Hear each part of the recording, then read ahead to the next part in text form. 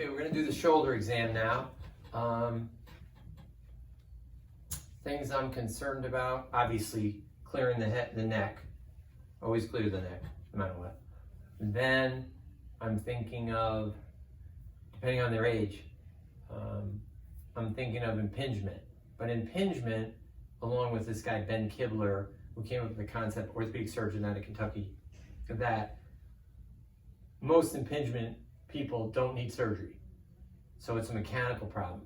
So it's a matter of, is the posterior capsule tight and protected, protecting something that we did that aggravated it? So it's pushing the humeral head anteriorly. So the humeral head is anterior, which it needs to be in the middle here. And so as a result, can't get full external rotation, would be pinching when you come up, which then can create obviously that rotator cuff problem, bursitis, et cetera, et cetera.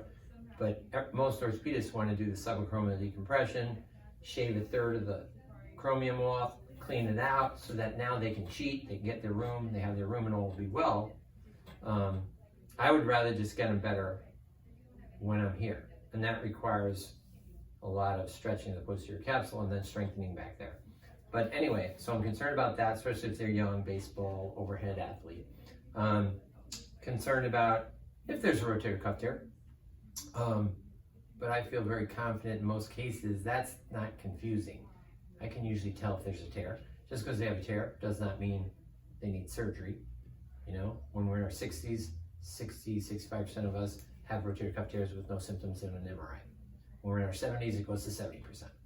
So if they sent me, I had a shoulder pain, I had a 65% chance I'm gonna have a tear, even though it has nothing to do with my pain. So this is data, orthopedic data, this isn't my data. So with that in mind, don't get so crazy over a tear, as long as you can help them. Another thing I'm concerned about is if they have, adhesive capsulitis, but that's pretty simple. I don't want any resistive pain, usually negative, unless they say everything's resistive hurts and then they're really involved in their pain. But you should just have your typical capsular pattern. Sometimes you don't. Sometimes there's more limitation of internal rotation than external. That you have to assess over time, which is the most thing. But something I'm concerned about is if there's resistive, one test, painful, and then they have the frozen shoulder. That's because then I have to play a game between getting the motion of the frozen shoulder back without aggravating the tendinitis. So sometimes you get all the motion and the tendinitis disappears. Sometimes you get 80% of the motion and the tendinitis now flares up, which means now we hit the spot where that person went and then started getting a frozen shoulder because they stopped moving it. So then I'd have to address the tendinitis. So that's something I'm thinking about as well. Pretty much, I think that's it. It's getting motion, and I'll say it a million times. Get the motion, make sure they have full motion. Get the strength, make sure they have strength. And then let's see what happens. And granted, if you're 80 and you have a torn rotator cuff, you're not gonna get all their strength. But if they can function how they want, do the things they want, then they'll be fine. Because as we do in so many histories, we say, what is the number one thing or two that brought you here? What do we have to accomplish to make you happy? If you can accomplish that, maybe that's all they need. So now we're gonna do the shoulder exam. Okay. So I say, where does your pain hurt? What, 0 to 10, what is it? Things like that as you stand. Then I say, I gotta clear your neck because I always work from the neck down. So that's why I'm having you do this. So I tell the patient that. Then I say, then here's where I just do active, to be honest with you, unless I really think there's something.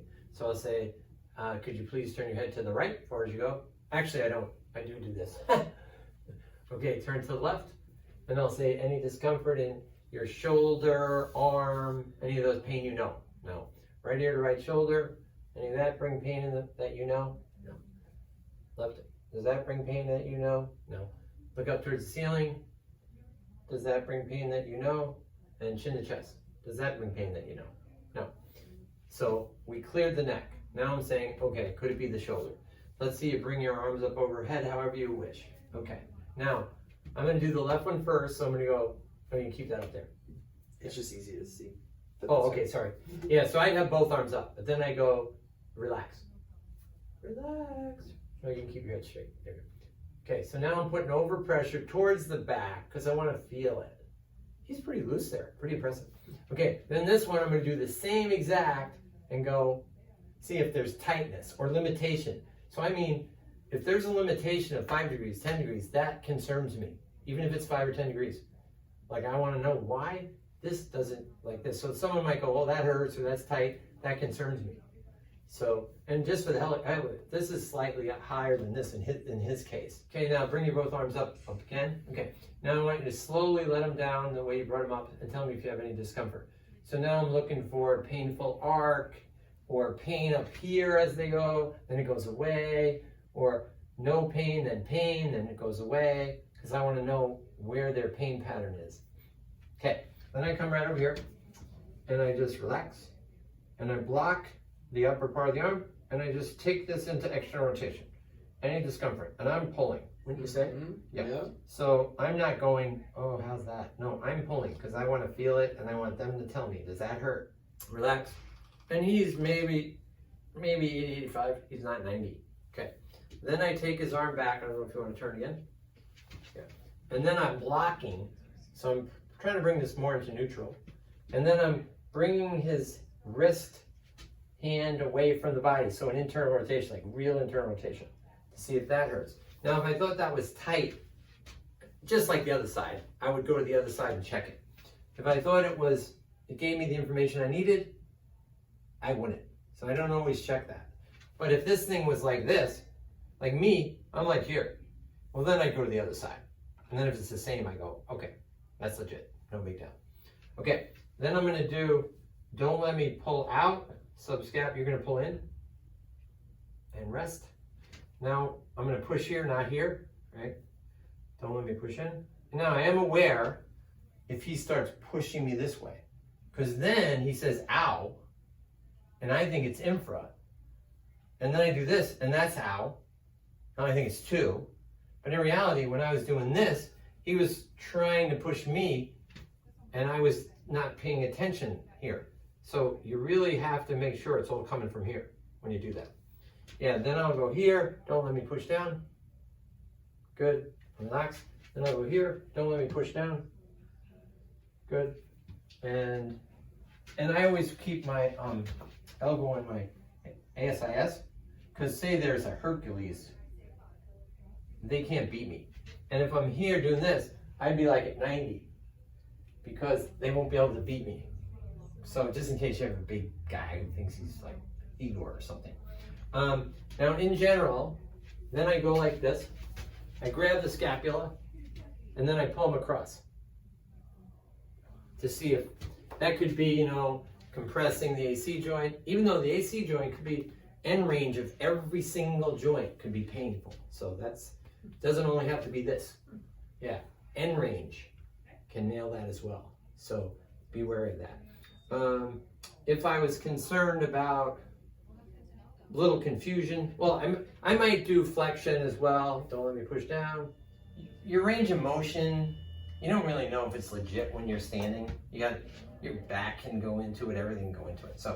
So I check here, I put their elbow in 90 degrees, I kind of stabilize, and then I go here, and I just see, does that bother them? Is that tight? Because I want to know, is this humeral head superior, or anterior, I should say, like that. So then, if they go, whoa, then I'll go, and they'll go, oh, is that the same thing? And then I'll go like this, and I'll go, ah. And then I'll even go to the other side if I have to show them. Wow, that's crazy. So then I know I have to get that motion. That's one motion I need. Then I'll go up here, take flexion, you know, and I'll check, I'll measure. I go, I gotta get my inclinometer and measure. So I'll check that. I will compare the two.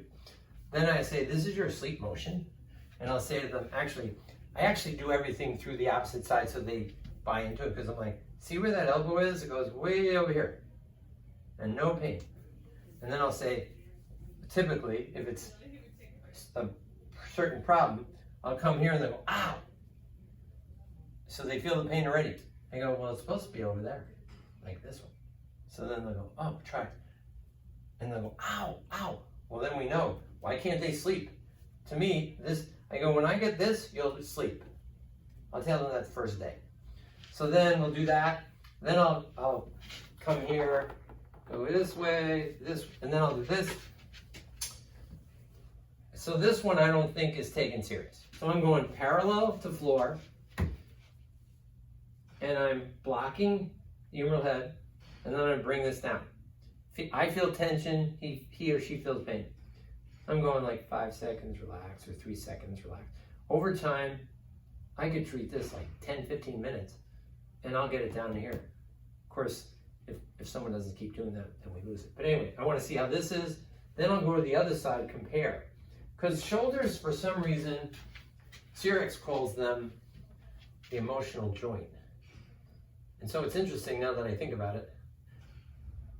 No, I do it with the legs, but I'll typically say, look at this. Now look at this.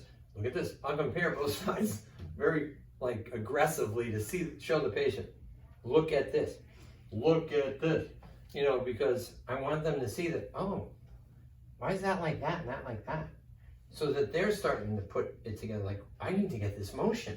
So with the shoulder, I'm very big on comparing this to this.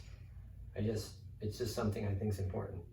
So anyway, I'm gonna get that, and like I said, then I'll get this external rotation in an abduction. Once again, I will throw in just median nerve neural tension, because I've had shoulders that it was the medial nerve and it wasn't the shoulder. So I do throw that in, even though that's not the typical thing, but pretty quick. I mean, if I thought it was labrum, unlike a lot of people standing, for me, like I would be going kind of like this into like what I call an all fours position. And usually for me, that'll kind of give me a ow, ow, ow. Now you can do other tests, speed tests, you could do crank, whatever you want. But for me, when I stabilize here and I come like this, like that, usually I can bring a positive labrum, like they'll go ow, and then you can do other tests. So if I had to say my go-to is that when I'm going to tell someone I want an MRA.